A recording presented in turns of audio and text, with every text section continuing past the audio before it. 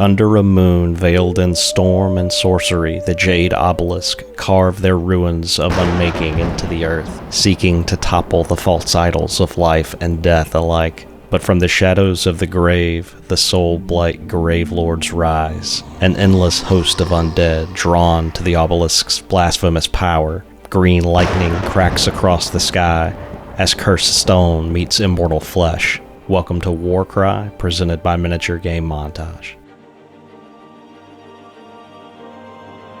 And welcome back. It's great to have you with us. My name is Jimmy. I'll be your host for our first game of Warcry on the channel. As such, you can expect some mistakes, as both mechanics and tactics will be new to us. Before we get started, I want to give a big thank you to Castle Rock, a subscriber who really helped me get started with my Warcry journey. I really appreciate your support. Okay, the Jade Obelisk has a Nephrite Princess, Obelisk Bearer, Idolarch, 2 Desecrators with War Picks and 1 with Warhammer, and 4 Defacers, 2 with bows and 2 with Stonecutter tools. The Soulblight are led by the mighty Prince Deval. Alongside him is Gorath the Enforcer, Velas von Fane, Anias the Curseborn, and 3 Fellbats. For deployment today, we have Bloodbath, where Dagger and Shield forces will start on the battlefield. In round 2, Hammer forces will arrive on the center line. The objective today is Reaper, and sides will be looking to cause as much damage as possible. There is a twist, however, and that twist is late arrivals. So in the reserve phase, each player will need to roll a dice for each fighter in the battle group. On a 1, the fighter will arrive in the next reserve phase. And with sides deployed, let's get ready for turn 1 as the madness is about to ensue. Thank you so much for watching. Feel free to leave any comments on the game and how we can improve down below. Alright, and when playing Warcry, you obviously need to talk about the initiative phase, and the Soulblight Gravelords did roll up for 2 doubles. They will bank their wild die. The same happened for the Jade Obelisk, and they tied on singles. The roll goes to the Jade Obelisk for turn 1.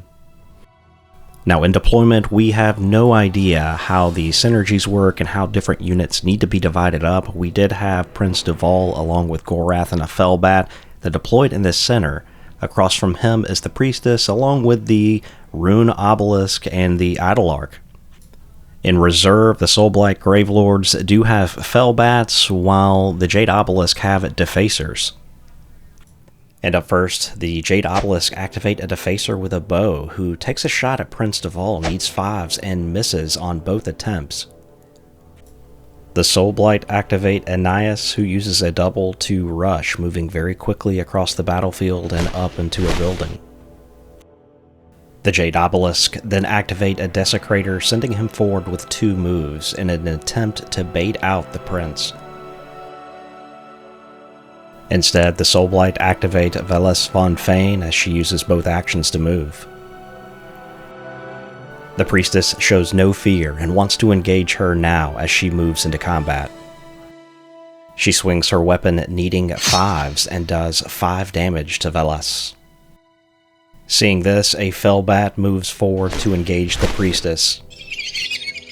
Using a double to channel Onslaught, the Bat deals 10 damage to the Priestess. The Desecrator sees that her flank is exposed to more attacks, and he uses a double to play Rush as he moves to protect it. The move happens just in time as Prince Deval activates next and uses an action to move forward into combat with the Desecrator. A flash from his sword deals 6 damage to the Desecrator. The Jade Obelisk activate another Desecrator, sending him forward with both actions. Up next, Gorath will cautiously move forward alongside Prince Deval. The same happens for the Jade Obelisk, as the Obelisk Bearer is going to move up to the stone wall. The Idolarch is going to shuffle around behind him. And turn 1 comes to a close, no victory points in the opening turn. But combat is taking place across the board as fighters get dug in, especially in the center. As we cut away for turn 2 initiative rolls, the Soulblight Gravelords are going to use a wild die to make a double. They also get a triple and have 2 singles, banking the wild die that they get from turn 2.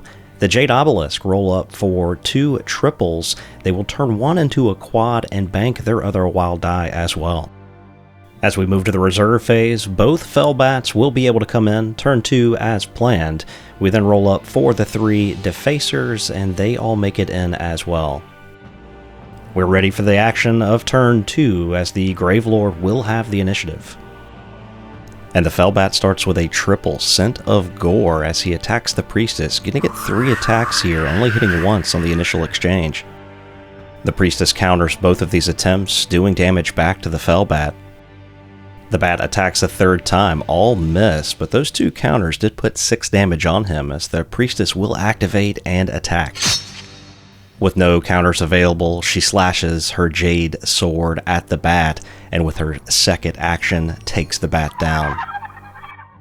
Seeing his minion taken down, Gorath looks to cut a path to the Priestess by charging into the Desecrator. A double is played for Thrill of the Hunt, allowing him to hit on 3s. His strike is true as he finishes off the Desecrator. The Jade Obelisk then activate their Rune Bearer using Might of the Speaker, which is a quad. The Rune Bearer is then going to move in and attack Gorath. He slashes Gorath for 6 wounds. Next we go to the Soul Blight, and Velas von Fane is going to activate Attempt to take down the Priest with her 4 attacks, slashing her sword, but she misses. She attacks again, looking to get a critical, but only causes 2 damage to the Priestess. The Adelark activates next and uses a triple Gaze of the Adelark on Prince Deval, reducing his toughness. The creature will then move. Just then, a Fellbat swoops into combat with one of the Desecrators. Needing 5s, the Fellbat causes 8 damage. And as the Desecrator turns to make attacks of his own, we did count him as having a Statue Smasher Hammer, looking at the wrong profile, and counted this as enough damage to eliminate the Fellbat. Using the pick he's armed with would have only been 8 damage. Another Fellbat then swoops into combat with one of the Defacers.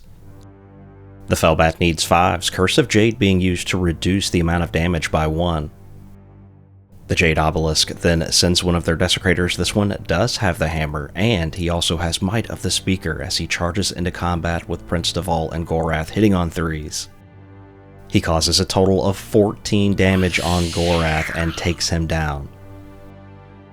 Taking down one vampire, he then uses his hammer to target Prince Deval with his Might of the Speaker attack, and he gets 2 criticals and a normal hit. The head vampire is stunned, but regaining his composure, he unsheathes his sword and slashes at the Desecrator. His first attack causes 6 damage, and attacking again, he will take the Desecrator out, landing 2 criticals. The vampire would leave the exchange heavily wounded, however.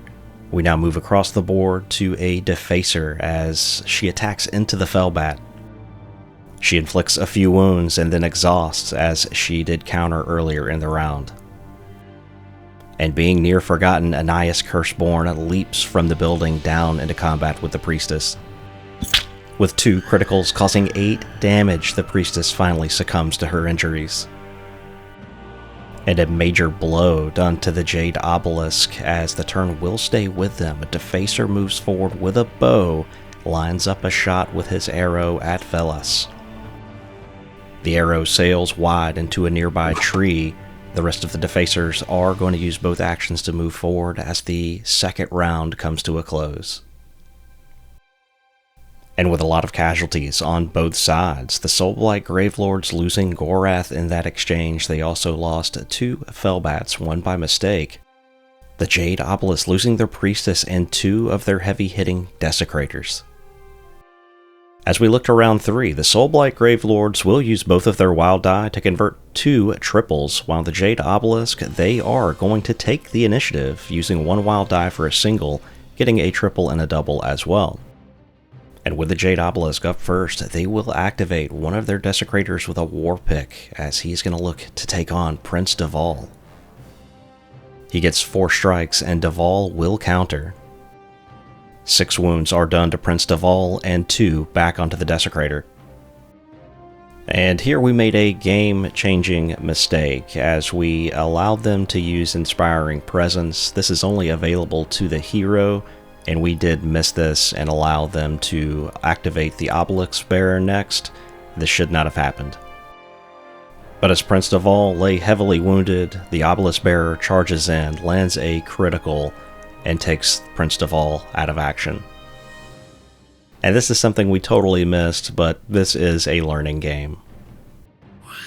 As the head vampire disappears in a plume of smoke, we move to Velas von Fane as she charges into combat with one of the Desecrators. She finishes off the Desecrator who was heavily wounded. She then uses a triple for Thirst for Blood to heal. Action continues as a Defacer charges into Anais Curseborn swinging his Stonecutter tools. A double is used for Onslaught, hitting on 3s. He does 7 damage as Anais turns to fight back. Attacking twice, the Curseborn misses, however.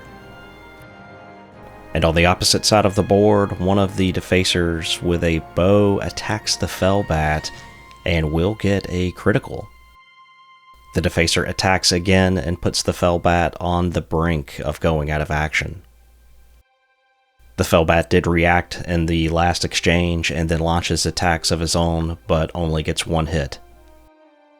As this is happening, another Defacer charges into Anais Curseborn.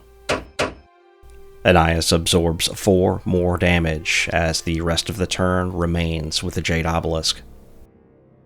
And from long range, a Defacer with a bow plinks some damage onto Velas. The Adelarch activates, leaps into combat with the Fellbat, and will attempt to finish him off, and he is successful.